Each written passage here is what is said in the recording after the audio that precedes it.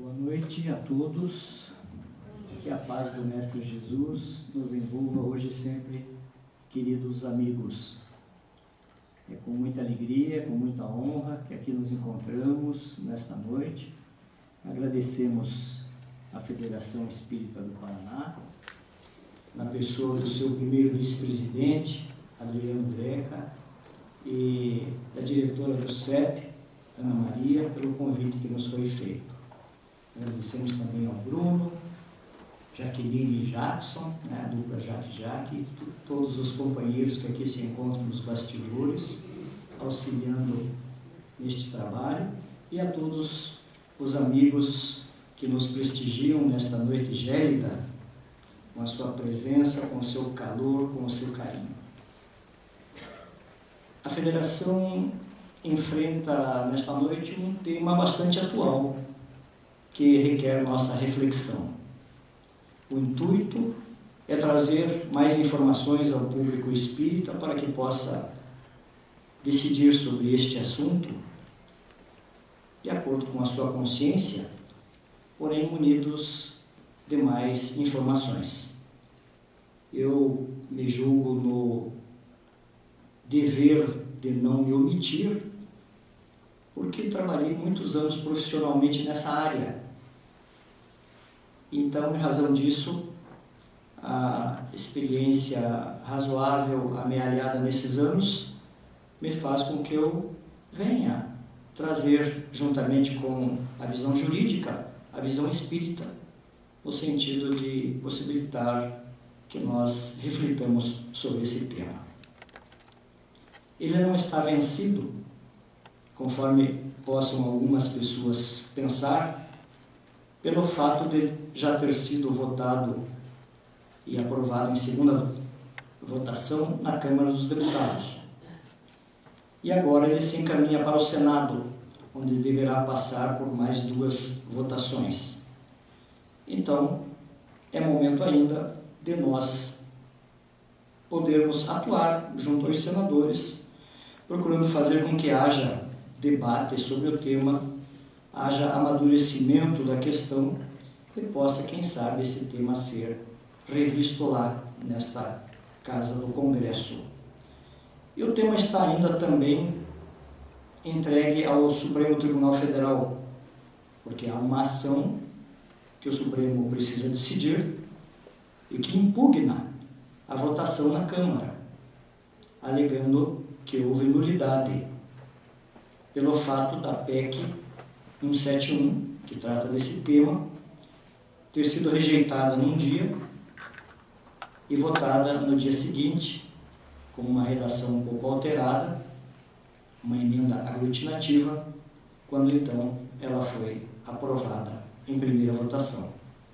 Eu não vou falar dessa questão, que está submetida ao Supremo, porém, se anulado, volta tudo a estaca zero. E é possível que o Parlamento, então, opte por sugerir, por propor, é ele que compete, o plebiscito, para que seja consultada a população, que poderá ocorrer, quem sabe até junto com as eleições do ano que vem, porque sabe-se que hoje esse tema tem ampla maioria da população, apoio da população. Eu não pretendo, de maneira alguma, tecer críticas aos parlamentares que aprovaram, exatamente porque toda opinião é respeitável. E também porque nós aprendemos na doutrina espírita que toda autoridade vem de Deus. E todas as autoridades, mesmo terrenas, só o são por permissão divina. Então, cabe-nos o respeito e acatamento a todas as autoridades constituídas. O que não significa que nós precisemos concordar sempre com essas autoridades, porque elas também não são infalíveis. Não significa que nós não possamos discordar fundamentadamente delas. Isso é da essência da democracia, que nós possamos discordar. O nosso parlamento, todos sabemos, ele é composto de um mix que representa os diversos segmentos da sociedade. Por isso que lá nós vemos diversas bancadas, assim que elas são nominadas.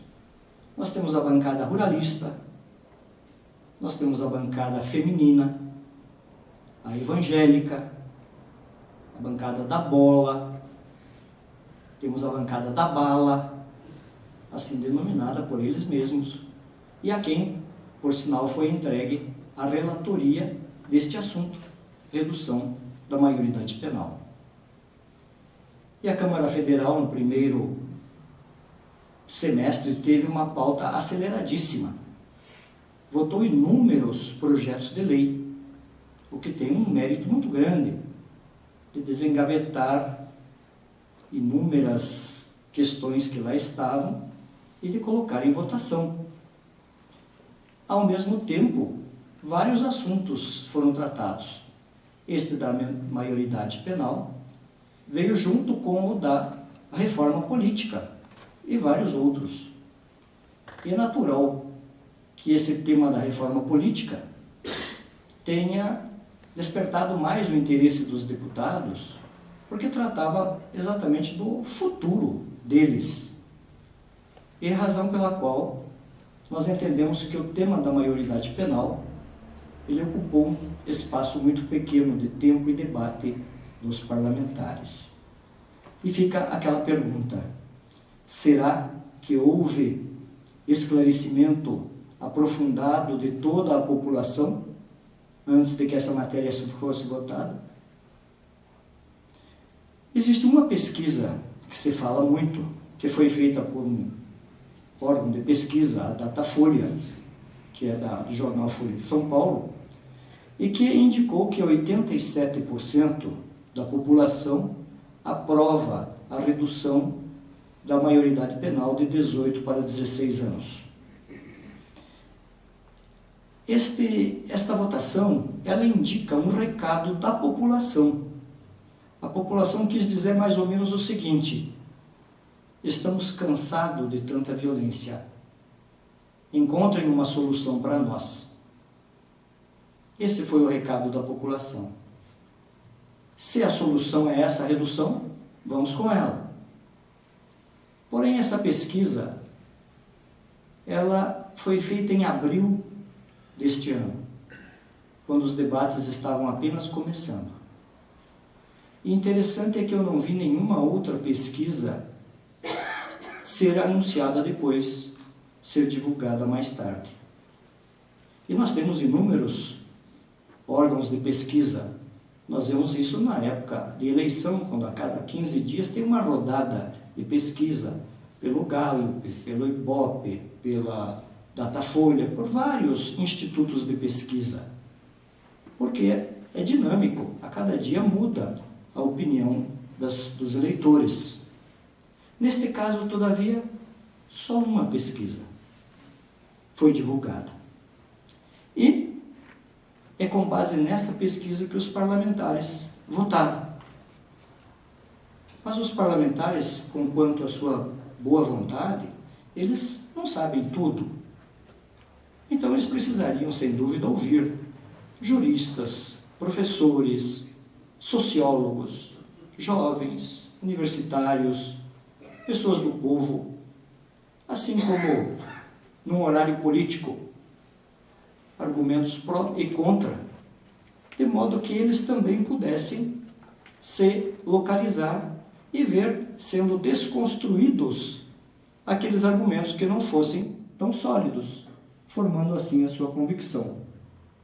E se chegassem a uma conclusão diversa daquela que hoje é adotada pela população, os parlamentares poderiam chegar e dizer: olha, gente, isso pode dar errado, pode dar um efeito contrário ao esperado na redução da violência. Então não vamos por aí. Porém, a matéria já foi votada. E o que nós vamos tentar demonstrar hoje a vocês é isto, de que pode realmente dar um efeito contrário ao desejado. Nós pretendemos entremear um pouco da visão jurídica, da visão espírita e sociológica, tudo no intuito de aprofundar um pouco o debate. Nossa exposição inicial terá em torno de 1 hora e 10 minutos, e após isso nós vamos abrir para perguntas, de modo que as pessoas possam dar a sua contribuição e alguma coisa possa ser melhor esclarecida. É uma felicidade muito grande falar aqui na Federação, exatamente no dia dos seus 113 anos. E fica, então, este registro do nosso maior respeito e agradecimento a todos aqueles trabalhadores do ontem e trabalhadores do hoje que fazem da Federação este farol iluminando a vida de muita gente, inclusive a nossa. Primeiro argumento que nós vimos nos debates que se travaram na Câmara dos Deputados foi de que, a partir de agora, com a redução, os jovens que cometem delitos vão pagar por eles. Não haverá impunidade. E isso vai inibi-los de praticar o crime, porque até agora eles ficam impunes. Mas não é verdadeira essa afirmativa. Hoje nós temos o Estatuto da Criança e do Adolescente, que é um instrumento de acordo com as normativas internacionais, um documento moderno, e que ele prevê várias medidas para o infrator a partir dos 12 anos de idade. A partir dos 12 anos de idade, já pode haver internação por até 3 anos, semi-liberdade por mais 3 anos, prestação de serviço à comunidade, liberdade assistida por período que o juiz fixar, obrigação de reparar o dano ou advertência em caso de infrações mais leves. Então, essas são as chamadas medidas socioeducativas que já podem e acontece de serem aplicadas aos jovens infratores. Ao lado dessas medidas, temos as chamadas medidas protetivas, que podem ser cumulativamente também impostas. A escolarização desses jovens, a profissionalização, para que eles possam, depois, quando sair, estar mais qualificados para o mercado de trabalho, tratamento de alcoolismo e toxicomania, que também pode se estender aos pais ou responsáveis do jovem. O juiz pode determinar também para o pai ou responsável. Igualmente, o tratamento psicológico e psiquiátrico, atividades de esporte e lazer, e, na unidade de internação, separação por idade, compreensão física e gravidade do ato infracional. Vejam que todas essas medidas protetivas previstas no ECA, elas não têm correspondência no Código Penal do adulto. Não tem exatamente esta mesma equivalência, embora algumas delas previstas na Lei de Execução Penal, não há estas medidas de proteção. Então, aquele primeiro argumento não prevalece. A partir dos 12 anos de idade, no Brasil, o jovem que pratica algum ato infracional já responde de acordo com essa legislação penal juvenil. Nós temos aqui um quadro que mostra como efetivamente as medidas privativas de liberdade evoluíram no Brasil. Eram 4.000 internos em 96. Em 2013 nós temos 23.000. E a projeção é de que neste ano de 2015 já tenhamos 25.000 internados no Brasil, jovens de 12 a 18 anos. A fonte que eu estou citando, a maior parte delas não está em livros, porque esses dados são muito voláteis, eles mudam quase todo mês, mas são de fontes confiáveis, como os jornais, Gazeta do Povo, Folha de São Paulo, Revista Veja e outros. Então, ele representa, no universo de todos os que estão presos no Brasil, 4% dos que estão nas unidades de internação. São 25 mil jovens presos hoje e há 607 mil adultos presos. O fato de imaginar-se que aquele menor de 18 anos que comete crime não dá nada, como se fala por aí, talvez o responsável por isso seja o próprio ECA, a começar pelo seu nome, que é meio pejorativo, né? E também pela sua linguagem doce. No dizer da professora Priscila Placha Sá, de Direito Penal da PUC, é uma linguagem que ela passa a impressão de que não dá nada mesmo. Porque nós não podemos nem falar que é um menor infrator. Nós temos que dizer que é um adolescente em conflito com a lei. Não podemos dizer que ele vai preso. Nós temos que dizer que ele vai apreendido. Não podemos dizer que ele, cometendo um homicídio, cometeu um crime. Nós temos que dizer que ele cometeu um ato infracional. E por aí adiante os apelidos que a lei e o legislador escolheu para não estigmatizar o jovem infrator, mas que, na verdade, ele passou à sociedade a impressão de que realmente o menor de 18 anos não paga pelos seus crimes. Mas se fosse verdade isso que dizem, de que a polícia prende e o juiz solta, nós não teríamos esses 25 mil presos hoje no Brasil. Além de mais de 100 mil jovens de 12 a 18 anos, de 12 a 21 anos, melhor dizendo, que continuam cumprindo medidas em meio aberto, fiscalizadas pelo Poder Judiciário, porque não é verdade que com 18 anos tudo acaba. Por delitos praticados antes dos 18, eles ficam sujeitos às medidas até os 21 anos de idade. É claro que o nosso ECA pode ser aperfeiçoado. Ele já é um diploma que tem 25 anos e hoje precisa passar por uma revisão. E nós já temos várias sugestões para isso. Uma delas já aprovada no Senado, a de aumento do tempo máximo de internação de 3 até 10 anos.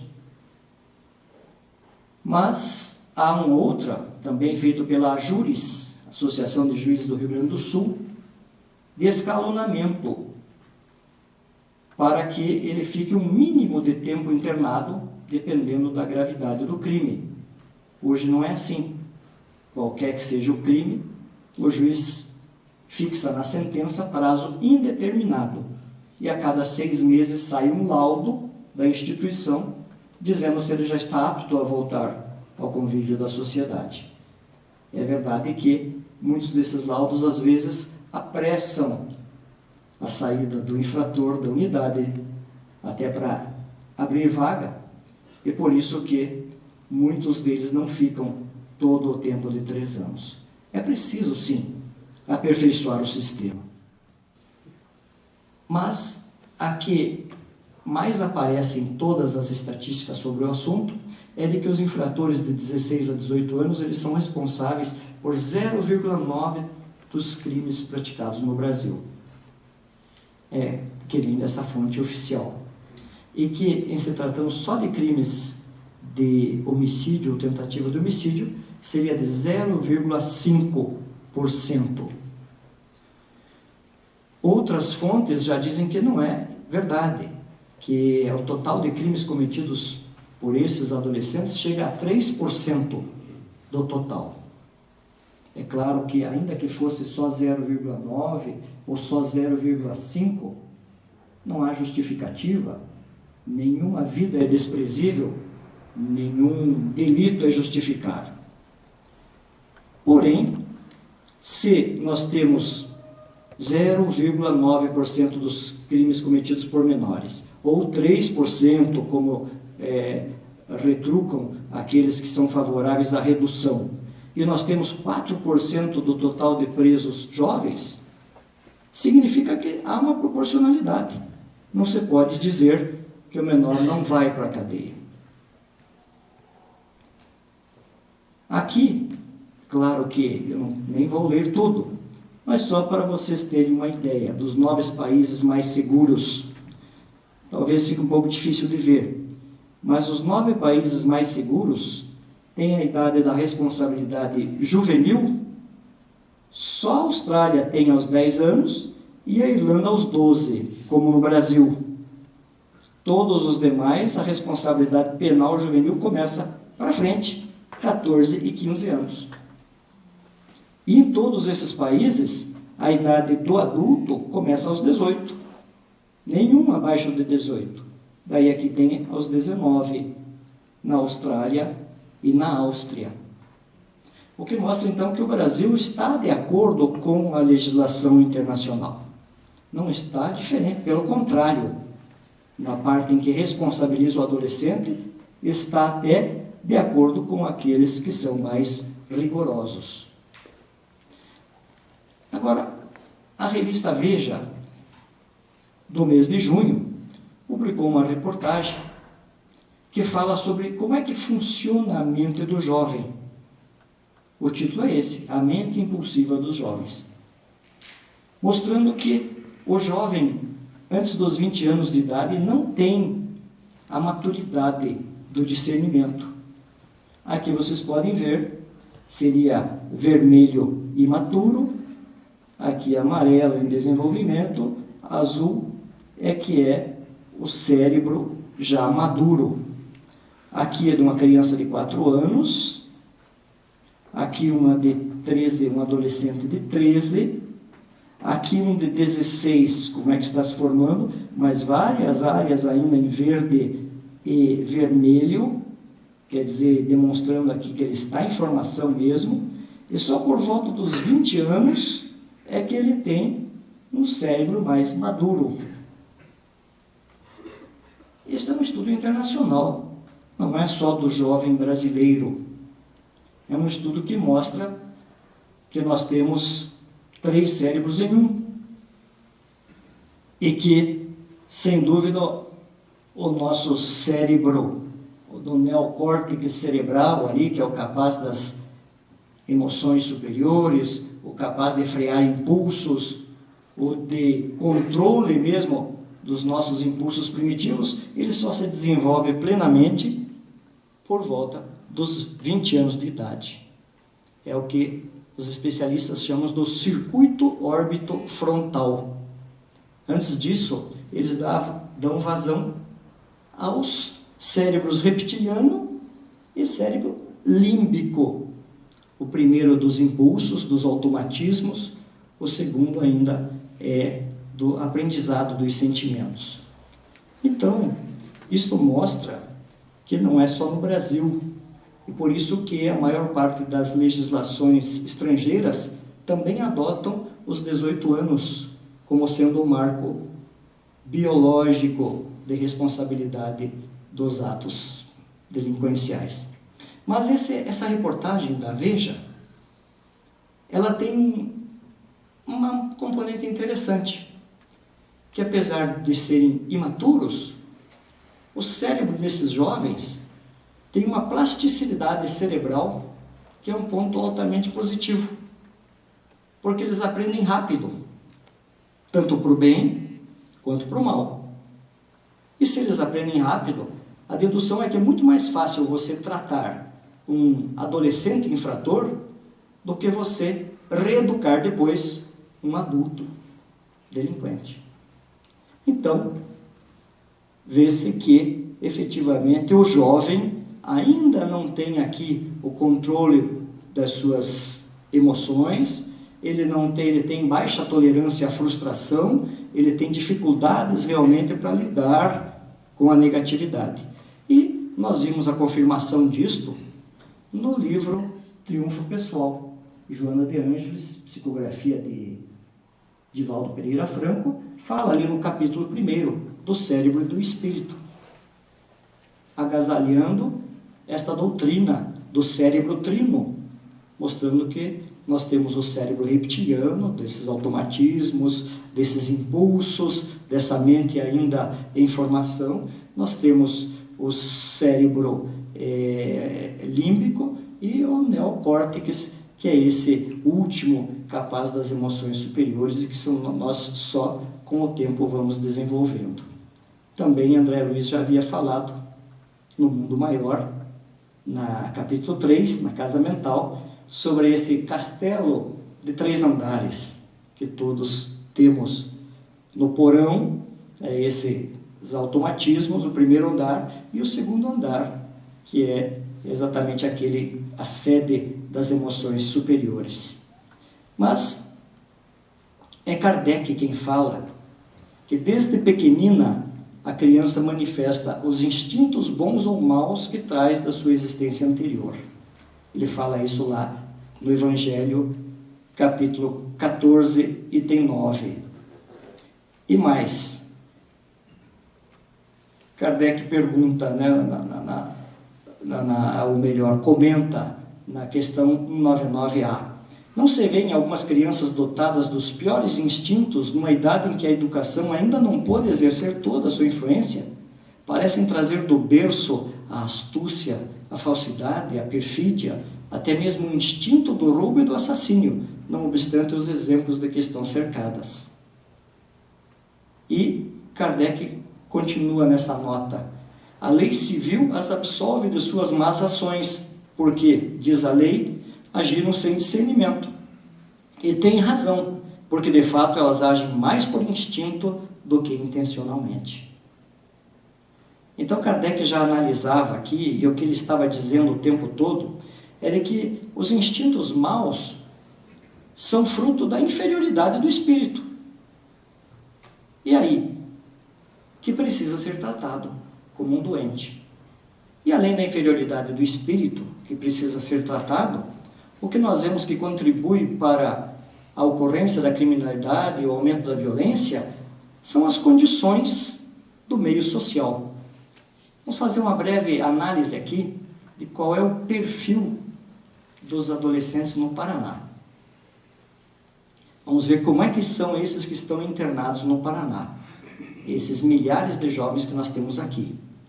92% não ultrapassou o ensino fundamental. Veja, eles que já se encontram em uma idade em que estariam terminando o ensino médio, mas não ultrapassaram ainda o ensino fundamental. 43 oriundo de famílias monoparentais. Só tem a mãe, só tem o pai, ou então não tem nenhum membro da família. 80% dessas internações são decorrentes do tráfico de drogas ou do roubo. E o roubo, normalmente, para assegurar numerário para o consumo de drogas. E mais, 62% tem renda familiar abaixo de 2 salários mínimos. O que é que nós vemos aqui? Realmente a constante é esta desigualdade pelo fato de que atinge principalmente as pessoas com menor renda, pessoas que não estão na escola ou estão muito atrasadas, oriundas de famílias desestruturadas e a forte influência que as drogas exercem sobre esta camada da população. Não está nessa estatística, mas há um outro fator de que a maioria é de negros e pardos. E mais, um dado trazido pela OAB do Paraná, da doutora Maria Cristina dos Santos, na comissão que fez o estudo. 50% desses jovens têm algum tipo de transtorno mental. É um estudo feito pelo Hospital de Clínicas, professor Maurício Euck, que conduziu. Então nós vemos que entre os internados, esses que nós vamos mandar para os presídios, tem exatamente esta população de pessoas que estão nesta faixa de renda abaixo de 2 salários mínimos, ausência de escolaridade, família desestruturada, com viciação grande nas drogas e com algum tipo de transtorno mental. O que é que isso de pronto nos diz? Os sistemas de saúde estão falhando. O sistema de saúde, porque esse transtorno mental, nessa idade, significa que realmente o sistema de saúde não está dando apoio. A rede de proteção à educação escolar não está funcionando, porque é quase a totalidade deles não saiu ainda do ensino fundamental. E o que mais? A questão da família desestruturada é um ponto bastante grande. O IBGE diz que nós ainda temos no Brasil 30 milhões de pessoas em indigência, que significa abaixo da linha da pobreza. Kardec fala no comentário também da questão 685A, não basta dizer que a pessoa tem que trabalhar, é preciso que ela encontre em que se ocupar. Então, quando nós vamos ver a questão da redução da maioridade penal, nós temos que pensar, é preciso combater sim o crime, mas é preciso amparar o criminoso, porque se ele se encontra nesta situação e não receber amparo, certamente ele vai reincidir. E, como disse o Espírito de Verdade, meu Pai não quer a morte do ímpio, meu Pai quer a morte de impiedade. Mas de quem será também a impiedade? Nós não podemos imaginar que nós não temos nada a ver com isso, que isso nos pertence sim. Nós não podemos virar as costas e dizer, não temos nada com isso, porque tem pessoas que dizem, isso é mania das pessoas de culpar a miséria pelos crimes. Como é que tem tanta gente que nasce na favela e é correta? E graças a Deus que é verdade, a grande maioria é correta e age bem, não é?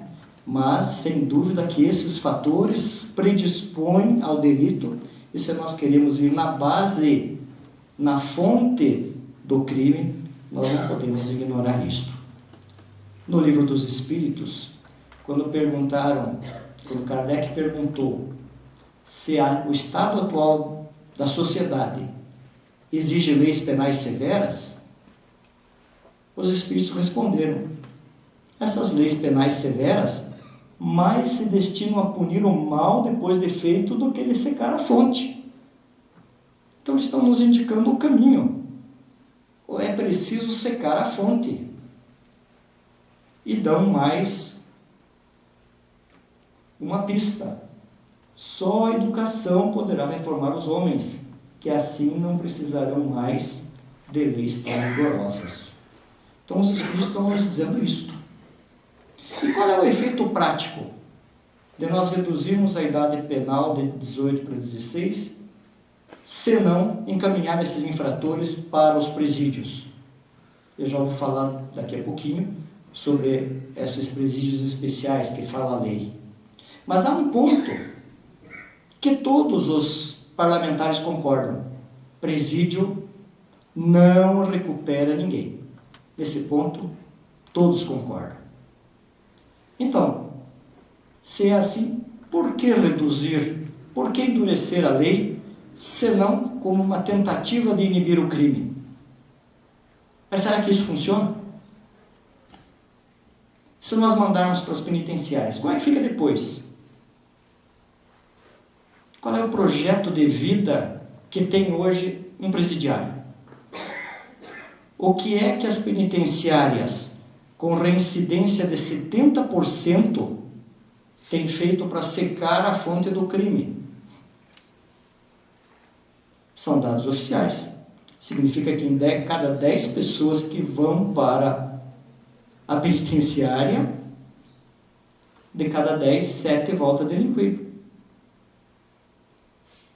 Esse dado do Conselho Nacional de Justiça, ele não é nada alvissareiro, porque se nós temos 607 mil adultos hoje nas cadeias e presídios, a julgar pelo índice de reincidência, nós podemos esperar que 420 mil desses, quando saírem dos presídios, vão delinquir de novo. E o que é que nós estamos fazendo daí para prevenir isso? Então, o sistema penitenciário brasileiro, hoje, ele é só retributivo. Ou seja, ele só devolve ao infrator a dor e o sofrimento que ele causou a alguém. É a repressão, pura e simples.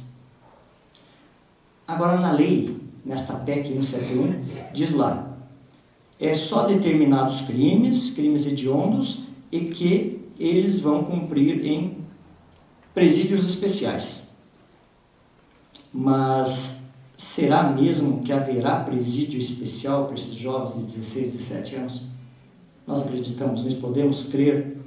Se hoje nós temos 607 mil presidiários, 30% estão nas cadeias, porque são presos provisórios ainda, não teve sentença, e também por falta de espaço nos presídios. Nós temos 200 mil vagas de déficit no sistema penitenciário, e mais 200 mil mandados de prisão a cumprir. Então, será que haveria dinheiro para construir penitenciárias só para esses jovens de 16 e 17 anos, nos 27 estados da federação? E não é só uma penitenciária, porque o ideal é que houvesse várias espalhadas no estado. Vamos supor, o adolescente infrator no Amazonas, se tiver só uma na capital, como é que a família vai visitar? No Pará. E o importante é que haja a reinserção na família, as visitas da família. No Paraná nós temos 18 unidades de internação, mais próximas da onde mora o jovem infrator, permitindo que a família visite, que ele não perca os laços com a família. E nessas 18 unidades de internação, cumpre a finalidade do estatuto, que é de manter mais próximo da família, de ser em menores grupos, porque daí é mais fácil de separar, por compleição física, gravidade do ato praticado, e de atender individualizadamente esses jovens, facilitando a sua recuperação. Então nós temos 18, cada um no estado tem perto de 150, 180, 200 infratores, ao passo que, se ficassem todos numa unidade só, na capital do estado, teria 3 mil. Já dá para ver que é bem mais difícil de recuperar nesses casos. Como está na lei, mas não é o legislativo que constrói prisões, é o executivo, então fica uma ordem: executivo, construa essas penitenciárias. Mas o executivo, vamos dizer assim, em termos gerais, está quebrado.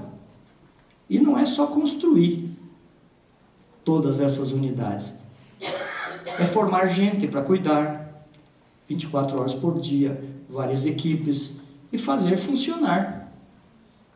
Então, isto realmente é um empreendimento que está na lei, mas não se sabe quando será cumprido. Há muitas coisas que estão na lei, como por exemplo no ECA, casas de semi-liberdade em todos os municípios grandes, etc., que até hoje, 25 anos passados, não foram criadas por falta de verba. Daí, a lei virou letra morta. Neste caso, a PEC 171, que até brinca-se, né? 171 no Código Penal. Né? Então, veja como é simbólico até isto, né? Então, ela não tem nem previsão do impacto orçamentário que a construção desses presídios causaria para a União. Nem isso. Então, qual é o resumo da ópera? E aqui eu vejo que tem muitos juízes, pessoas aqui da área. Aprovada a lei, se o Senado aprová-la em segunda votação, ela já passa a vigorar. O presidente da República nem pode impedir. Sendo aprovada, já passa a vigorar. Aí o que o juiz da infância e juventude vai dizer? Bom, estes menores de 16, 17 anos não são mais meus, né? eles separam os processos deles todos aí, eu vou mandar para o juiz criminal. E agora é ele que tem que resolver. Daí o juiz criminal recebe esses processos e diz, e agora? E agora, doutor Maurício? O que é que eu faço? Não tem presídio para ele, não tem construção. O que é que eu faço? Ou o juiz mais liberal diz, vão todos para casa, ou o juiz diz assim, vai para o presídio, junto com os adultos. Mas espera lá, vou colocar aqui na sentença, fica em separado dos adultos. O juiz diz, bom, é o que eu posso fazer. Chega lá, os diretores de presídio, que já se reuniram e já disseram que não cabe mais nenhuma mosca nos presídios, vão dizer, peraí, o juiz mandou, mas nós não temos espaço, vai junto com os adultos. E aí o resumo da ópera é este. Nas cadeias ou nos presídios, junto com os adultos, será que esses menores terão a reeducação, a educação que os espíritos preconizam lá? Só a educação poderá reformar os homens? Será? Agora, este dado aqui é um dado interessante. São dados oficiais. Nos presídios comuns, a reincidência é de 70%. Nas unidades de internação, de 30%. No meu modo de ver, já podíamos parar por aqui. Só esse dado, pronto, já encerra. Porque se nós estamos vendo, os dados oficiais são de que, se encaminhar para o presídio, de cada 10, 7 voltam a delinquir, e se encaminhar para a unidade de internação, de cada 10, só 3 voltam a delinquir, 7 se salvam, já não é um argumento suficiente para dizer, então vamos continuar nas unidades de internação. E se nós já temos as unidades de internação em todo o Brasil, no Paraná já tem 18, para que construir mais uma penitenciária especial? Vamos melhorar a estrutura dessas unidades de internação, vamos melhorar o ECA, mas vamos manter os infratores de 16, 17 anos cumprindo essas medidas ali, onde há muito mais chance de recuperação. Não parece lógico isto? Porque, afinal, entre as várias teorias da pena, não é só a repressão. É o é ressocializar, reinserir na sociedade e reeducar. E se há mais sucesso nesse sistema socioeducativo, onde a reincidência é só de 30%, um fato incontroverso, ninguém discute isso, por que nós vamos mandar para o presídio? Se a tarefa de reeducação é melhor no sistema socioeducativo, lá que deveria ir. Por quê?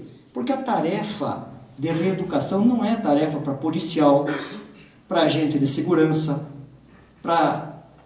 enfim, para as pessoas que trabalham nos presídios.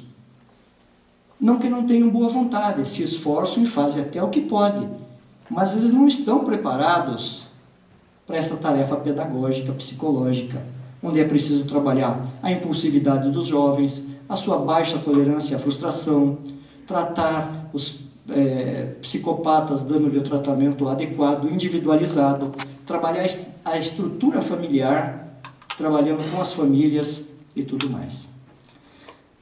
Este livro é um livro interessante, é um livro de perguntas e respostas dadas pelo Espírito Viana de Carvalho, mas é um grupo de pessoas lá do Rio de Janeiro, cientistas, professores, que fizeram várias perguntas sobre diversas áreas do comportamento humano. E uma delas, que trata de criminologia, é essa 74, em que eles perguntaram para Viana de Carvalho, a legislação dos crianças e adolescentes deve ser idêntica à dos adultos? E o que é que respondeu o Espírito? A criança ou adolescente, quando delinquem, devem receber tratamento especial, porque o discernimento e a lucidez da razão ainda não lhes facultam saber o que é certo e o que é errado, sendo facilmente influenciados para esta ou aquela atitude. E continua Viana de Carvalho, como consequência devem ser-lhe aplicadas legislações próprias, compatíveis com seu nível de crescimento intelectual e moral. Legislações próprias. a criança e o adolescente. Considera-se adolescente, como vocês viram, em quase todo o mundo, até os 18 anos de idade. Você tem que ser legislação própria, nós estamos indo na contramão da história, querendo aplicar-lhes o Código Penal do adulto. E mais, Viana de Carvalho fala aqui, a preocupação deverá ser sempre a de educar. Quando acontecer o desequilíbrio, necessário se ter em mente a sua reeducação, evitando piorar-lhes a situação, assim transformando-os em criminosos inveterados, em razão da promiscuidade vigente nas penitenciárias e presídios superlotados e quase ao abandono. Veja só, então é o Espírito que está dizendo. Cadeia, neste caso, superlotada assim, só piora. E a forma como nós vamos lidar com essa fase transitória da juventude vai ditar o futuro desse jovem, ditoso ou inditoso. Mas não é só do jovem, é da sociedade. Porque esse jovem vai voltar para a sociedade. Daqui 1, 2 anos, ele vai voltar. E se ele voltar piorado, nós podemos dizer que nós estamos trabalhando em favor da redução da violência? Daí as pessoas dizem, mas acontece que o jovem fica muito pouco tempo preso. Vocês sabem que aí, esse é um outro mito? Porque, veja-se, eu vi na televisão, na Globo, naquele caso dos meninos, 4 menores e um adulto, que cometeram um delito lá no Piauí, de estupro e morte de uma menina, de algumas meninas. A televisão disse assim, pois é, enquanto o adulto pode ficar 30 anos na cadeia, os menores só vão ficar 3. 30 anos na cadeia não é verdade. Mesmo se tratando de crime hediondo, as pessoas que são da área sabem, o estupro seguido de morte, que é considerado um crime hediondo, ele tem pena prevista de 12 a 30 anos. 90% dos casos é aplicada a pena mínima, ou ainda que seja reincidente, muito próximo da mínima, muito próximo. E depois de 2/5 de cumprimento, ele já tem direito à progressão para o regime semiaberto. Então ele vai ficar, se ele for condenado a 12 anos, ele vai ficar 4 anos preso, 4 anos e meio, e já vai para o regime semiaberto, onde ele pode trabalhar de dia. Mais um pouco, ele já vai para o regime aberto. Se não for um delito hediondo, vamos dizer um homicídio simples, hoje, de 6 a 20 anos, um adulto que cometa um homicídio simples, ser condenado a pena mínima, 6 anos, pode ser até 7, com alguma agravante, ele não passa um dia no regime fechado. Pela nossa lei, só passa no regime fechado quem tem pena superior a 8 anos. Então ele já começa a cumprir no semiaberto. E aí ele fica, não é 2/5, é 1/6 no regime fechado, 1 ano, e já vai para o regime aberto. É a nossa lei. Então o adulto que comete um homicídio não fica um dia no regime fechado. Enquanto que o menor pode ficar até 3 anos, dependendo da decisão do juiz. Qual é o sistema mais gravoso? Agora, então, e se mandarmos para a penitenciária, como nós sabemos, só vai piorar. Mas, para não dar só más notícias, nós vamos dar essa boa aqui. Suécia fecha prisões, né? 4 prisões, porque a população carcerária despencou. Qual será o segredo deles? Essa mesma reportagem aqui, que vocês podem encontrar até na internet, fala forte investimento na reabilitação carcerária. Se não for assim, não adianta. Tem que investir na reabilitação. E no Brasil? Vejam só que essas imagens estão disponíveis na RPC, lá no portal da G1. É de 12 de junho de 2015. Então, menos de 2 meses. Primeiro distrito policial, não tem espaço para eles ficarem aqui nessa cela. E por falta de espaço aqui, outros ficavam fora da cela, algemados a bancos e grades. Uma ninhada, como se falava aqui, né? E nós temos no Paraná 13 mil presos nas cadeias por falta de espaço nas penitenciárias. Aliás, em várias unidades da federação já está se usando containers para abrigar os presos. E o nosso ministro da Justiça falou sobre isto. As prisões brasileiras são masmorras medievais e violam direitos. O nosso ministro da Justiça, que disse mais nessa reportagem: eu preferia morrer a cumprir pena numa penitenciária brasileira. É lamentável, né, que nosso ministro esteja demonstrando a nossa impotência de mudar esse quadro. E ele mesmo disse: nossos presídios se transformaram em escolas da criminalidade.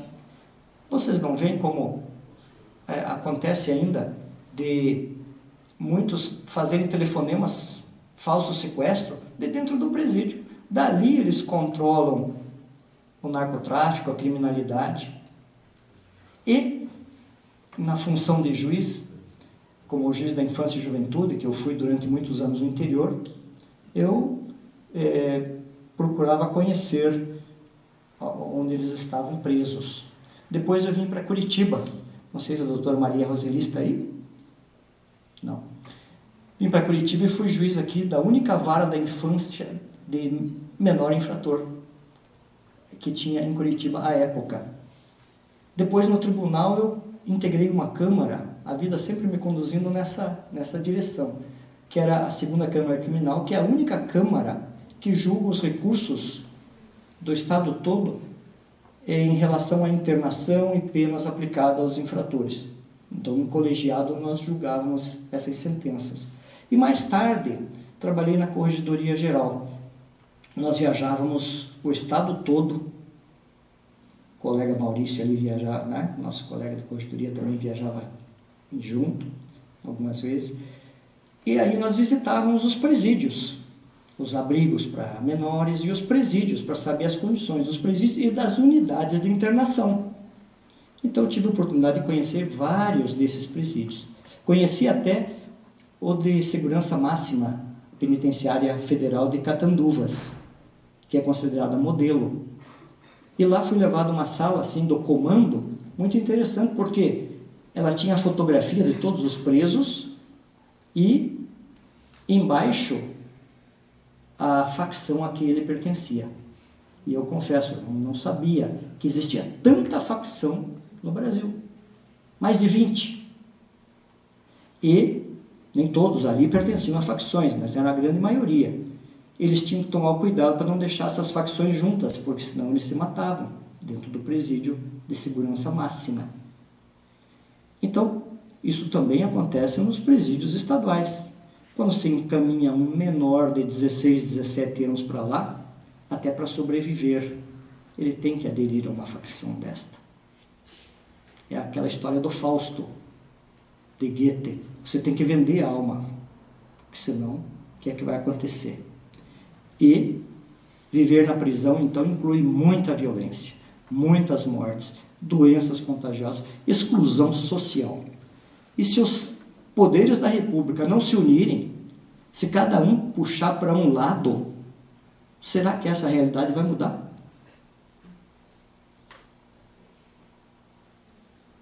Aqui, não vou ler tudo, mas só para dizer, nossa Constituição, que está sendo mudada, reduzindo a idade, no 228, o faz porque o 227 não foi cumprido. O artigo anterior, lamentavelmente, nós não estamos conseguindo dar absoluta prioridade à criança, ao adolescente, com educação, lazer, profissionalização, dignidade e colocá-los a salvo de toda forma de negligência, discriminação, exploração, violência, crueldade e opressão. Pelo contrário, encaminhando-os para os presídios, nós vamos estar abrindo mão das únicas possibilidades de recuperação, de ressocialização que ainda existem nas unidades de internação. E vamos colocá-lo, não a salvo, mas exatamente no centro desta exploração e violência.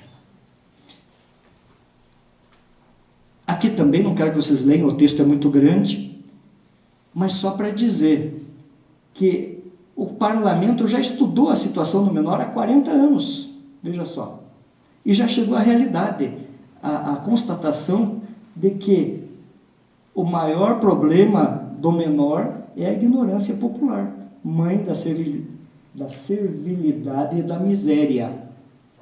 E daí os parlamentares concluíram, citando Rui Barbosa, que é preciso um grande pacto nacional contra a ignorância. E que quem tem que fazer isso é o parlamento.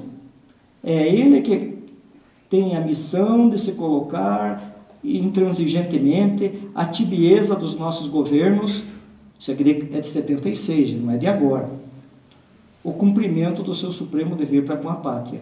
A inteligência, talvez o bem mais precioso a serviço da espécie humana, está sendo subutilizado em todo o mundo, máxima no Brasil. O presidente da Câmara tem esse relatório, o que mostra que não é de hoje isto. O que mostra que parece que com isso nós estamos querendo jogar a toalha, dizer que nós não conseguimos dar conta da ignorância popular, causa de tudo isto. Esta citação é do Roberto Carlos Ramos, talvez vocês já tenham ouvido falar. Tem uma história dele contada num filme, um filme brasileiro chamado O Contador de Histórias. Não é o Forrest Gump, né? É o Contador de Histórias brasileiro, mas conta a história desse menino que ele era considerado irrecuperável. Já tinha fugido mais de 100 vezes da FEBEM, quando ele foi descoberto por uma pedagoga francesa, Marguerite Duras, que estava no Brasil, que se interessou por ele e disse: não existe ninguém irrecuperável. E com o amor dela, ela transformou esse menino. É uma história muito bonita, é um filme interessante. E esse Roberto Carlos Ramos se formou pedagogo, é hoje considerado um dos maiores contadores de história do Brasil. Poderão encontrá-lo no YouTube. Ele tem vários livros, 7 obras publicadas, 13 filhos adotivos, e ele mostra o caminho da recuperação de um jovem considerado irrecuperável. E é ele que diz isto: o grande problema do menor é a má vontade do maior. E se nós formos lembrar que no Fantástico de 8 dias atrás, passou uma reportagem dizendo que só na Câmara Federal existem 528 propostas de combate à corrupção esperando ser votadas, nós vamos ver que realmente a prioridade não é o jovem.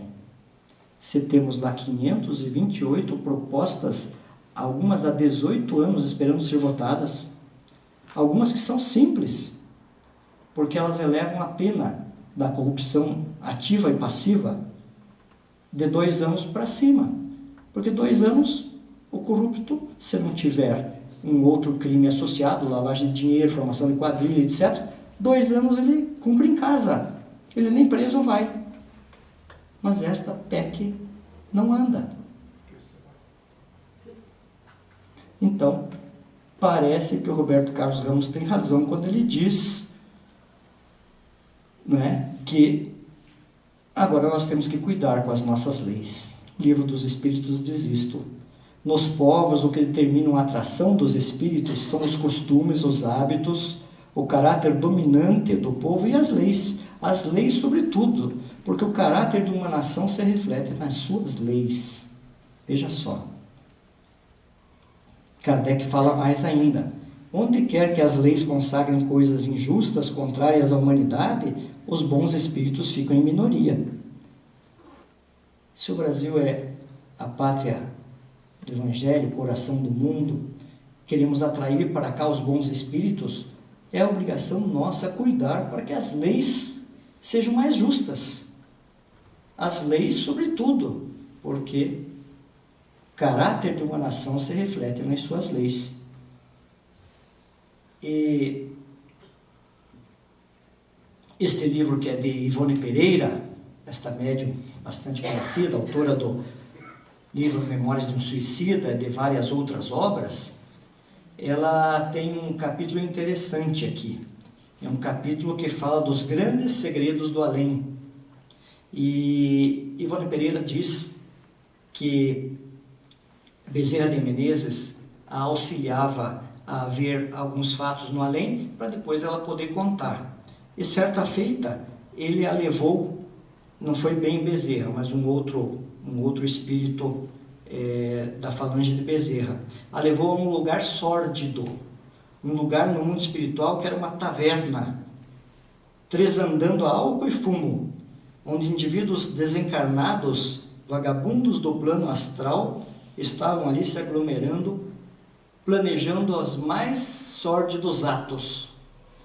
E essas entidades fumavam, discutiam, insultavam-se, e daí o mentor falou: a estes, a sociedade do Rio de Janeiro deve grande percentual dos acidentes verificados diariamente nas vias públicas e pelos domicílios. Atropelamentos, quedas, braços e pernas, partidos, queimaduras, suicídios, homicídios, brigas, conflitos domésticos, escândalos, assaltos e tudo mais. A estes desencarnados é o que constantemente inspiram, sugerem e incitam, encontrando no homem um colaborador passivo que se deixa dominar por suas seduções. E daí o mentor continuou falando para Ivone Pereira: odeiam os homens e os seguem covardemente, porque odiavam a própria sociedade antes de morrerem.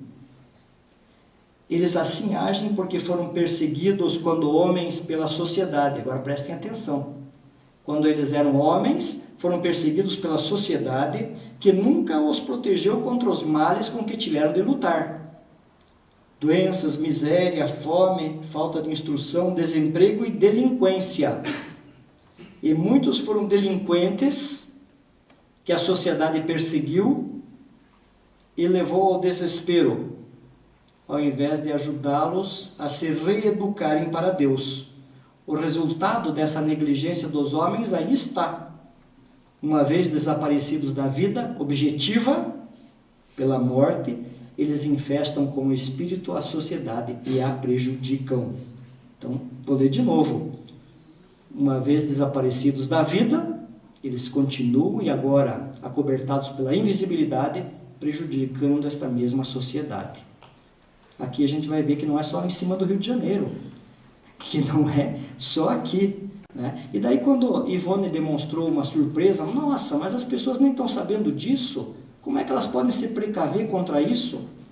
Isso não é uma monstruosidade?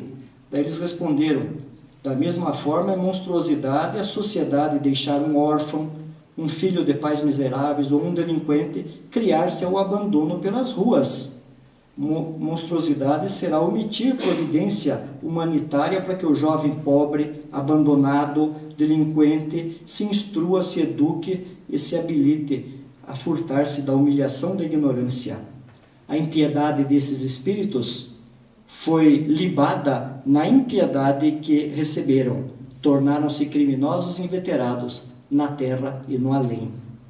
E vai daí por diante. Então, meus caros amigos, não adianta a gente imaginar que assim nós vamos melhorar a sociedade. Quando as pessoas dizem apoio, nós temos que ser mais duros, nós temos que pensar bem antes de defender essa ideia. Ninguém aqui defende a impunidade. Ninguém aqui quer passar a mão na cabeça do infrator. Todos nós queremos justiça. Todos nós queremos acabar com a violência. Nós também pensamos na vítima, na sua família. Mas o criminoso brutal, o sistema político corrupto, a saúde deficitária, que nós sempre reclamamos, podemos dizer que nós estamos vendo aqui o nosso passado. Nós ajudamos a construir o que aqui está. Hoje nós combatemos isso. Hoje nós temos horror a isso. Não que nós tenhamos precisado passar pela fieira do mal. Está lá no livro dos Espíritos. Mas nós não caímos aqui de paraquedas por descuido da divindade. Em tudo vige a lei do merecimento. Tudo isso tem a ver com a lei de causa e efeito, mas tem a ver conosco sim. Então, o que é o criminoso para o espírita? É um irmão doente. O restante da sociedade pode vê-lo como um sanguinário irrecuperável. Mas o espírita não tem esse direito. O espírita, ele já sabe que se trata de um irmão que precisa de tratamento. O que é que nós fazemos quando o irmão nosso está doente? Será que nós levamos ele para um hospital que não tenha remédio, que não tenha médico especialista, que esteja superlotado, que tenha grande índice de contaminação, que tenha muita morte? Nós sabemos que nos presídios a chance de morrer é 6 vezes maior do que a das pessoas que estão aqui fora. Em que os pacientes costumam sair mais doentes do que entraram. É esse hospital que nós queremos? Para o nosso irmão doente? Ou nós queremos um hospital menos superlotado, com médicos e enfermeiros mais preparados, com maior probabilidade de cura dos pacientes? É a pergunta que nós temos que fazer. E vejam só, isto aqui é a declaração do relator desta PEC 171. Não coloquei o nome dele, mas ele declarou isso a um jornal estrangeiro. Um dia chegaremos a um estágio em que será possível determinar se um bebê ainda no útero tem tendências à criminalidade. E se sim, a mãe não terá permissão para dar à luz. Veja só o deputado federal dizendo isso. E em mais 20 anos nós vamos reduzir a maioridade penal para 14 anos, depois 12. E depois, pena de morte. Então, não vamos nos iludir. Esta proposta ela foi fatiada, agora é só para crimes hediondos, mas para ficar mais fácil de aprovar na sequência a redução para todos os crimes, para 16, depois para 14, porque é a declaração dele. Então, meus caros amigos, vamos ouvir o que Emmanuel nos ensina. Grande América, herdeira da Europa, dadivosa e flagelada, consagra o direito e cristianiza os teus programas de governo, a fim de que o sofrimento e a expiação não te imponham renovações dolorosas. O que Emmanuel está nos dizendo é cristianizar, colocar Cristo nos nossos programas de governo. Por que Jesus transplantou da Palestina para cá, para o nosso país, que tem o formato de um coração, a árvore dadivosa do seu Evangelho, conforme colocou Humberto de Campos no livro Brasil, Coração do Mundo? Por que a doutrina espírita nasceu na França, mas ela floresceu aqui no Brasil, que é a maior nação espírita do mundo, maior nação católica do mundo, uma das maiores nações evangélicas, uma nação que está destinada a ser modelo de fraternidade universal? Mas será que nós estamos contribuindo para isso? Será que nós estamos realmente cristianizando os nossos planos de governo? Será que nós estamos praticando essa lei que é de justiça, mais amor, mais caridade? Está lá. A lei mais importante das leis morais. Justiça, mas que não vem desacompanhada do amor e da caridade. Será que nós estamos espiritualizando nossas leis? Será que nós estamos humanizando-as?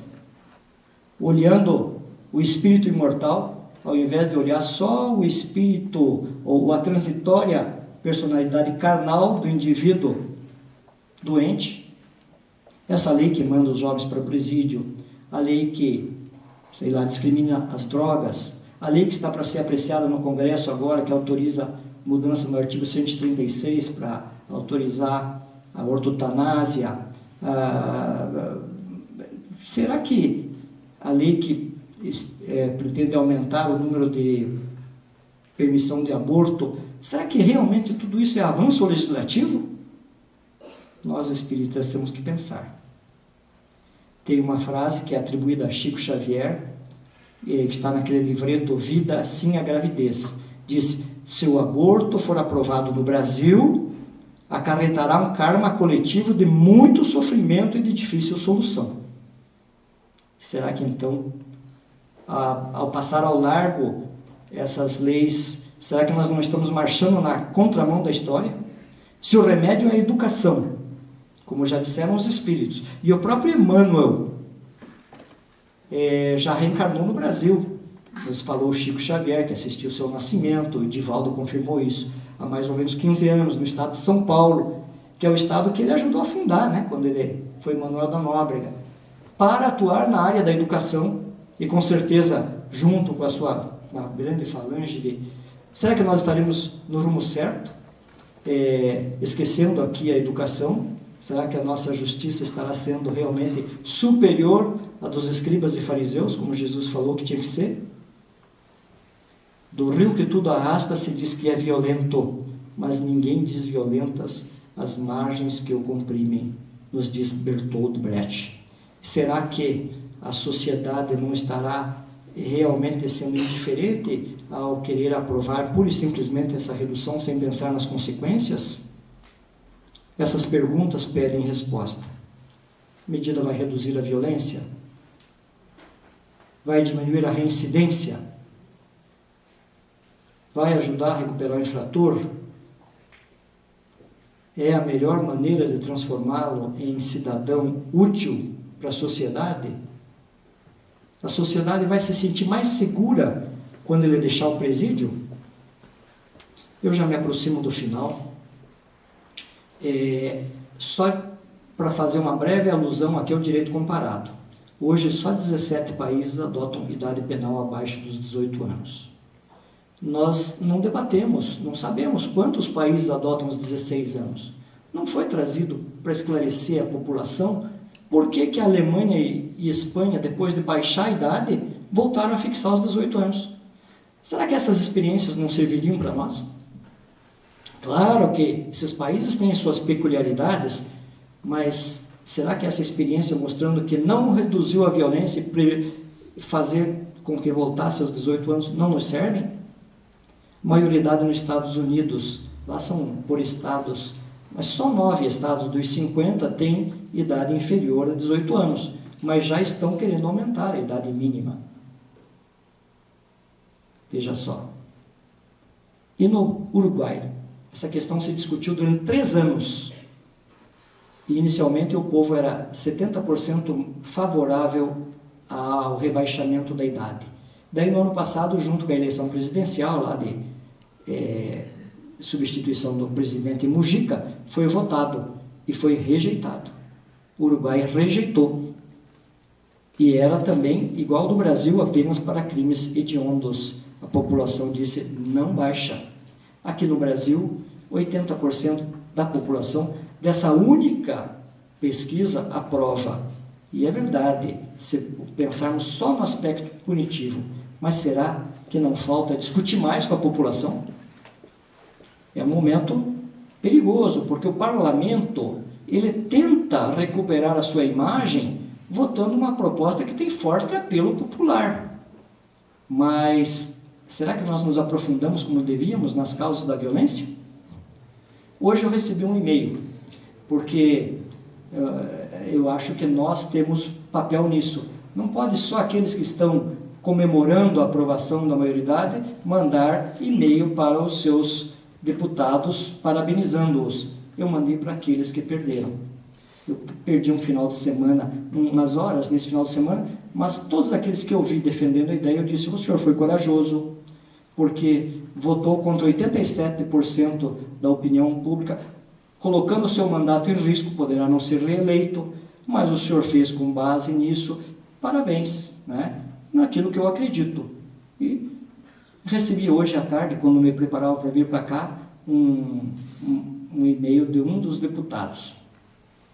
Um deputado, até vou falar o nome dele, que é de Ponta Grossa, Aliel Machado, de 26 anos, é o mais jovem deputado federal eleito no nosso estado. E ele disse que ele tentou de todas as formas reverter a situação na Câmara, levando lá autoridades para falar com os políticos. E levou autoridades, todas elas rechaçando essa ideia de redução da maioridade como solução para o problema. Mas o que se ouvia? Mas a população é que quer. Então, se era isto, nós precisamos estar mais esclarecidos, para que não ceder à sociedade uma esperança vã, como diz aqui o ministro do Supremo. O Congresso dos Juízes Espíritas, da Abrame, também disse: precisamos valorizar a humanização dos presídios, afastando da pena qualquer resquício de vingança, vendo no processo de execução um meio de ressocialização e evolução do ser humano.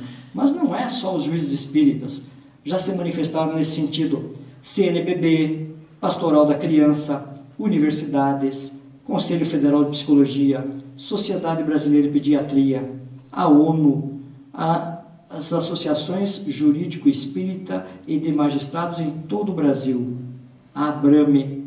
Será que toda essa gente que está experiente, lidando com a área, com o jurídico, com a juventude, será que essa gente está errada, está batendo pino, está discutindo e postulando uma coisa tão errada? Aqui no Paraná, várias discussões, também não vou ler aqui, mas só para verem, o presidente da Ordem dos Advogados, o chefe do Ministério Público, a chefe da Defensoria Pública, mandou todos uma carta aos parlamentares, é uma carta que está no site da OAB, vale a pena ler, com todos os dados mostrando que isto não é bom para o Brasil. É uma carta aberta, foi enviada em 29 de junho. Mas é que se o povo não se manifestar, os parlamentares ficam acuados. E eu até dou razão, porque eles estão pensando nisso. Depois, na hora da reeleição, serão cobrados. Mas, se nós não fôssemos espíritas e não tivéssemos esse conhecimento, talvez nós também fosse mais fácil ir junto com a opinião do povo. A sociedade tem duas opções: resgatar o jovem ou entregá-lo definitivamente à criminalidade ao encarcerá-lo em penitenciárias. A adolescência é fase de formação para os nossos filhos, mas para os filhos dos outros, a infração torna-se questão de má índole. Então, minha gente, lembrando do que Jesus falou a Pedro, o homem é mais ignorante do que perverso, do que nós precisamos é cuidar da educação. E eu, no encerramento, já me aproximo, vou trazer aqui um educador que vai nos dar um recado. Perguntar ao Bruno se está pronto. Pode ser, Bruno? Tem 4 minutos esse vídeo.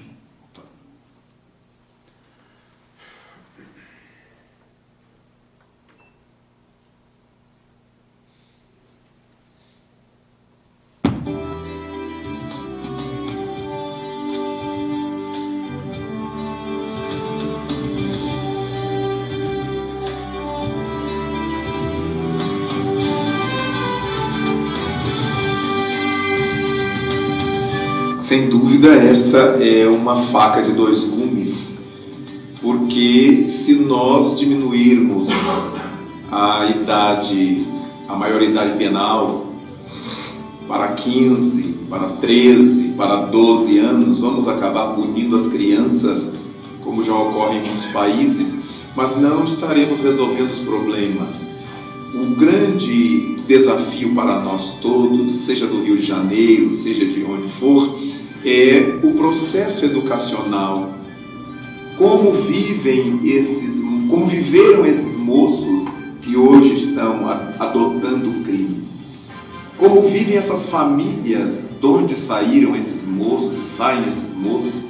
Faz-nos recordar Allan Kardec ao falar da importância da educação moral, na nota que ele escreveu em O Livro dos Espíritos, a questão 685, item A, quando ele diz que quando se vê a quantidade de indivíduos que diariamente é atirada na correnteza social, sem educação, sem bons princípios, o que se pode esperar de bom da sociedade? De maneira que nós ainda vivemos na base dos paliativos e das providências de periferia. O problema não será diminuir a idade, a maioridade penal, o problema será aumentar a assistência à criança, à família. Quantas famílias desvalidas que não têm com quem deixar seus filhos e precisam trabalhar, então as crianças ficam nas ruas e são apanhadas e são utilizadas pelo tráfico, pelos traficantes, pelas pessoas que também são imaturas, que também são espíritos inferiorizados. Naturalmente que não passará pela nossa mente a ideia de que, ao se diminuir a maioridade penal, nós eliminaremos o problema do crime ou da criminalidade. Apenas estaremos empurrando para mais baixo a faixa etária que envolverá crianças no crime. É importantíssimo que pensemos nessa orientação que Allan Kardec recebeu dos Espíritos e que nós encontramos no Livro dos Espíritos, nas questões 914, 917, quando fala que para mudarmos esses quadros da sociedade, para diminuirmos o egoísmo, só através da educação. E os Espíritos lhe chamam a atenção para a necessidade de alteração das nossas instituições. A família completamente desorientada para orientar a seus filhos. A escola completamente desorientada para fazer com que o aprendizado ajude os aprendizes a viver. As religiões desaparelhadas dessa vinculação com o Cristo verdadeiro, mas preocupada com os fenômenos sociopolíticos e econômicos do mundo. Então, para onde nós correremos? Para as leis, mas quem faz as leis também vive conflitado com seus tormentos, com suas angústias, suas buscas. Então, usando uma expressão de Stanislau Ponte Preta, nós estamos no próprio samba do crioulo doido, onde ninguém se entende e todo mundo está querendo resolver a questão. De maneira que, finalizando, a maioridade ou a minoridade criminal não são os problemas. O problema é a maturidade moral que imprimamos na alma dessas criaturas e nas nossas desde as idades mais tenras.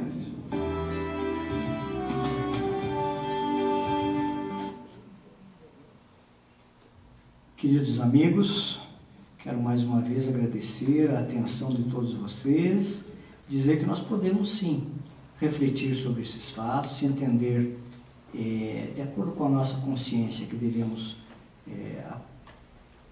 prestigiar essa redução que façamos. Se entendemos que devemos nos opor a ela, manifestemos isso aos nossos deputados, são os nossos representantes, mas eles precisam muito da nossa ajuda e também precisam muito das nossas orações.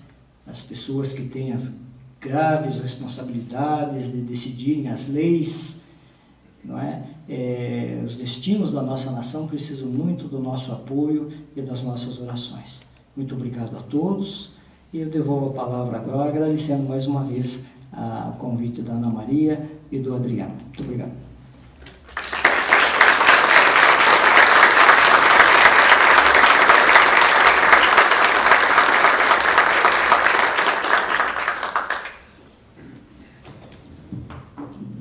Meus irmãos, nós gostaríamos, em primeiro lugar, já de antemão, agradecê-lo, Noival, pelo excelente trabalho, mas queremos dizer que, como havíamos combinado aqui com o Noival, a palavra está franqueada para aqueles que desejarem tirar alguma dúvida, fazer alguma crítica ou comentário.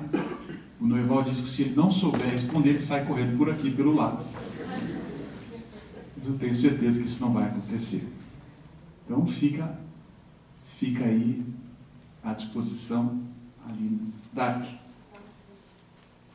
Laura.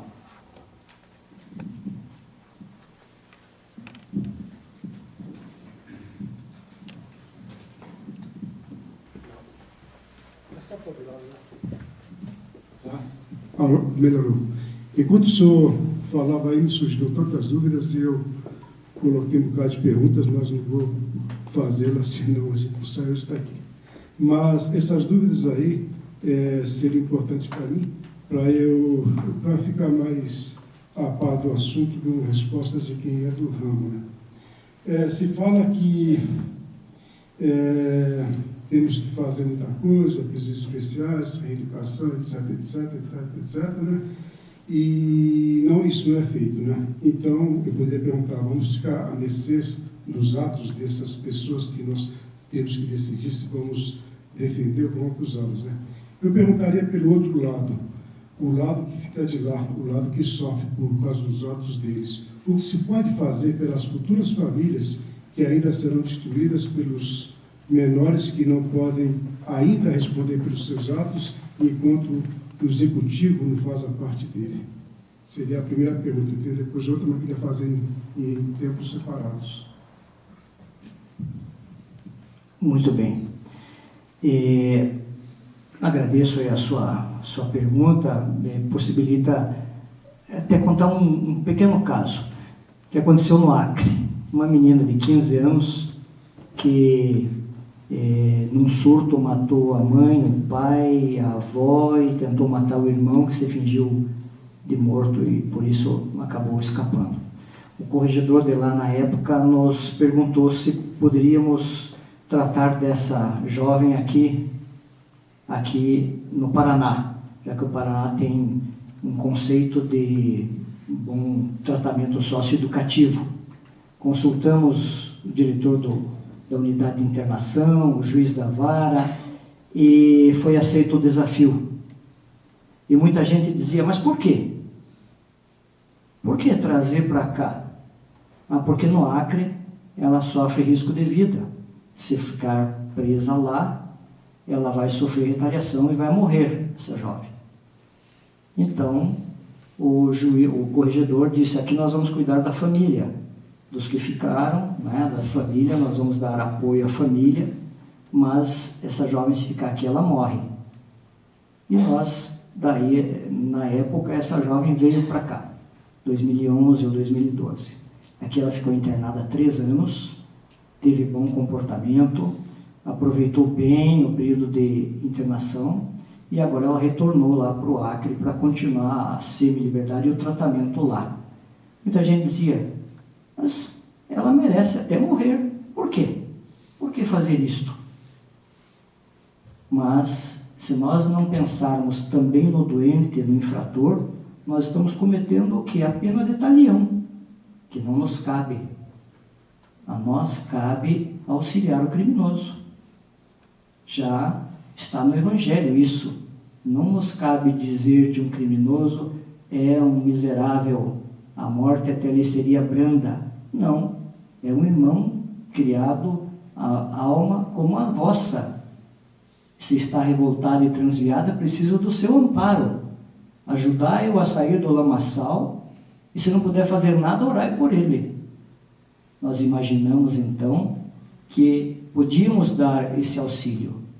Nós sabemos que há espíritos que estão saindo de regiões de profundo sofrimento, depois de séculos ali, estão tendo a sua oportunidade na Terra. Se nós, que somos aqueles encarregados circunstancialmente de proceder à lei humana, não agimos com humanidade, não agimos com o conhecimento espírita, como fica? Que auxílio? Se essa jovem fosse morta lá, certamente iria engrossar a sociedade invisível, que prejudica a nossa sociedade. E não estaríamos sequer dando o amparo da nossa caridade para que ela pudesse se recuperar. Então, neste caso, aliás, aconteceu recentemente, aqueles jovens do Piauí, dos 4 internos, um deles foi morto pelos próprios colegas de cela, porque ele delatou os demais e a autoridade os deixou junto. Mas o papel da autoridade é preservar mesmo a vida do criminoso e, ao mesmo tempo, amparar a família. Então, nós temos esse enfoque, não desamparar nem o criminoso e nem a vítima. As razões que unem a trama dessas famílias, nós não sabemos. Não alcançamos o que é que pode fazer com que eles tenham sido vítimas de uma tragédia tão grande. Mas também não nos cabe analisar sobre esse ponto. Todos eles merecem a caridade de nosso auxílio. O senhor teria mais uma pergunta? Sim, a segunda que eu quis fazer em 2 partes. o que difere dos jovens de 18 e 19 anos dos jovens de 16 e 17 anos? Por que isso? Porque, em vez de reduzir, não aumentamos a idade da maioridade penal. Os estudos científicos apontam que essa idade dos 18 anos é uma idade a mais considerada em todo o mundo como sendo um critério biológico. Alguns países usam esse critério biológico, outros usam um outro critério, que é o critério psicológico. Nos Estados Unidos, por exemplo, é o juiz que verifica se o menor tem condições de responder pelo crime grave, e às vezes, mesmo antes dos 18 anos, o juiz determina que ele responda de acordo com a lei de adulto. Mas é um critério, vamos dizer assim, muito criticável, porque isso depende da pessoa do juiz, da subjetividade do juiz e também do tipo de crime. Então, hoje nós temos esses 3 critérios: o biológico, que é da idade, o psicológico, que é sempre fazendo um laudo. Esse laudo também é variável, depende de quem o faz. E temos o critério biopsicológico. Hoje, as autoridades chegaram à conclusão de que é conveniente que se mantenha no Código Penal a idade de 18, como sendo esse critério em que o jovem teria o desenvolvimento da sua personalidade apto para responder como adulto. Antes disso, ele responde de acordo com a legislação própria, que é essa legislação penal juvenil do ECA. Não deixa de responder. Desde os 12 anos de idade, ele já é responsável, então, criminalmente, podemos dizer assim. Agora, me fez pensar outra coisa. Eu peço licença para essa terceira questão. Nas vias, nas autoestradas, eles reduziram a velocidade máxima nas vias e nas avenidas. E aumentaram a punição. E isso reduziu a quantidade de acidentes de morte no trânsito. Poderíamos fazer uma analogia: diminuiu a velocidade, aumentou a punição, reduziu as mortes. Poderia ser feita a analogia? Sem dúvida, eu não acredito que foi uma boa medida essa de ter uma tolerância menor com as infrações de trânsito e tudo mais. A analogia, nesse caso, não se aplica bem porque os delitos já são punidos, né? Precisaria ver se é suficiente essa punição do ECA. O que me parece é que realmente o ECA precisa ser aperfeiçoado. Precisa ter uma extensão do período de internação. Essa internação deve poder passar dos 21 anos de idade, se for um delito grave, se for reincidente. Mas a única questão é pensarmos se é conveniente encaminhar esses jovens, tirá-los das unidades de internação e colocá-los no presídio. Porque a única questão está aí, a inconveniência deles irem para um local que reconhecidamente não tem conseguido diminuir a reincidência. Só isso. Eu concordo absolutamente com o senhor que todos os jovens que cometem delitos têm que ser punidos. A única questão é saber aonde. O calcanhar de Aquiles é este. Onde é que ele deve cumprir essa pena? Isso aqui fica para a nossa reflexão.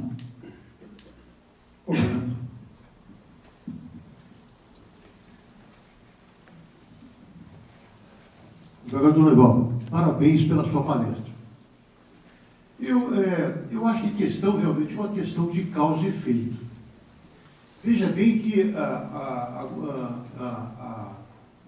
vários países adotavam a pena de morte exatamente com o propósito de eliminar a delinquência nesse país. E isso não resolveu. Tanto é verdade que vários países no mundo inteiro aboliram a pena de morte. De maneira que o processo educativo realmente é um processo muito complicado, muito complexo e necessário. Não adianta nada você combater o efeito e não combater a causa. E ficou mais do que evidenciado que a causa realmente é uma má deformação do adolescente, do menor. O que se precisa realmente é melhorar o ECA, o Estatuto da Criança e do Adolescente. Criar, como o senhor falou aqui, melhores mecanismos de uma recuperação efetiva. Aliás, o nosso sistema penitenciário também, que não é socioeducativo e não regenera o apenado. Então, eu acho que o caminho realmente é esse. A redução da maioridade penal não vai resolver absolutamente nada. Pelo contrário, nós vamos piorar o quadro, porque esses jovens, como foi dito aqui claramente, vão retornar para a delinquência mais preparados, mais habilitados, porque vão aprender dentro das escolas de recuperação técnicas que eles não sabiam, não conheciam. Em convivência com outros delinquentes, vão tornar mais criminosos, mais especializados, mais profissionais na prática do crime. Então, eu acho que o caminho, sem dúvida alguma, é esse, e nós espíritas temos efetivamente uma responsabilidade muito grande. Parabéns pela sua exposição. Muito obrigado, doutor Cleiton. Se permite, Bruno, está ligado ali, Bruno? Só passar um slide aqui, que algumas das sugestões que nós tomamos a liberdade, pretensiosamente, né, de dizer que poderiam ajudar nessa educação, doutor Cleiton, que se fala. PEC que proíbe bebida alcoólica, inclusive em eventos esportivos, propaganda na TV, a porta de entrada para as drogas, né? Efetivo combate ao tráfico de drogas e seus derivados. Sabemos que a política nacional de combate ao narcotráfico, lamentavelmente, é capenga. Reativar os centros de cidadania com esporte e lazer nas periferias. No tempo do Rexona, aqui em Curitiba, havia 50 mil crianças nas unidades de lazer e de esporte da Rexona, nos vários bairros, sobretudo na periferia. Tudo isso acabou. O PIA acabou, esses programas todos, quer dizer que davam educação para as crianças nas periferias, sobretudo. Hoje, nós não temos. Promover cursos técnicos aliados ao ensino médio para qualificar trabalhadores. Se hoje nós vemos a grande massa de desempregados, que dirá então dessas pessoas que não têm qualificação, e o ensino médio ajuda muito. Tem uma estatística que mostra quanto pode ajudar para que eles encontrem qualificação. Aliás, a Delegacia do Adolescente, ela tem uma estatística que mostra que nos 4 meses que antecedem uma eleição, cai a níveis muito baixos o índice de delitos praticados por infratores, porque são eles que vão nas ruas segurar faixas, pirulitos e tudo mais, porque eles encontram algum emprego informal que seja. Então, é batata. Todo ano de eleição cai. Então, tem a ver exatamente com a ocupação de muitas dessas pessoas. Creches e escolas em tempo integral, para que as mães possam ir trabalhar, para que os pais possam ter alguma renda. Implementar as políticas públicas previstas no ECA, conscientizando a população. Quem conhecer o ECA vai ver que maravilha de diploma, que não foi ainda totalmente implementado. Os parlamentares tinham que se ocupar disto, cobrando, então, a implementação dessas políticas. Ampla reforma do sistema penitenciário com a adoção de sistemas alternativos. Nós não podemos pensar só nos menores. Eu não sou contrário a tudo que está se fazendo, pelo contrário. Gosto do que está acontecendo, da Operação Lava Jato, desse Brasil passado a limpo, acho importantíssimo isso, mas até mesmo para os adultos, nós tínhamos que rever esse sistema penitenciário que não lhes permite uma ressocialização. Então, temos que verificar isto. A adoção de medidas alternativas, como a tornozeleira eletrônica, por exemplo, não é? Ou como penas alternativas. Dr. Cleiton, que é magistrado, sabe muito de quanto mais eficientes são essas medidas. Rever o ECA para aperfeiçoar o sistema socioeducativo, possibilitar o aumento da intenção. E tem muitas outras sugestões, mas que vão nesta linha. Nós precisaríamos investir nisto, e não apenas numa medida que parece panaceia para o mal da violência, mas que, ainda que nós pudéssemos discutir assim, não, a partir de hoje, esses 0,9% dos crimes cometidos por menores de 16, 17 anos não acontecerão mais. Eles vão para a cadeia e não vão mais cometer crime. 0,9%. O que é que está se fazendo para combater os 99,1% dos crimes que continuarão sendo cometidos pelos que não são de 16, 17 anos? É a pergunta que nós temos que fazer.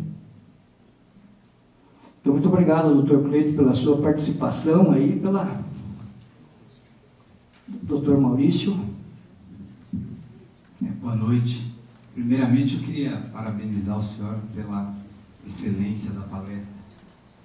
O senhor é um grande amigo que já acompanho a longa data, né, e tenho grande admiração. Bem, analisando toda a exposição, e eu sou bastante interessado no assunto, o que a gente consegue perceber é que ao longo da história, a humanidade ela vem construindo,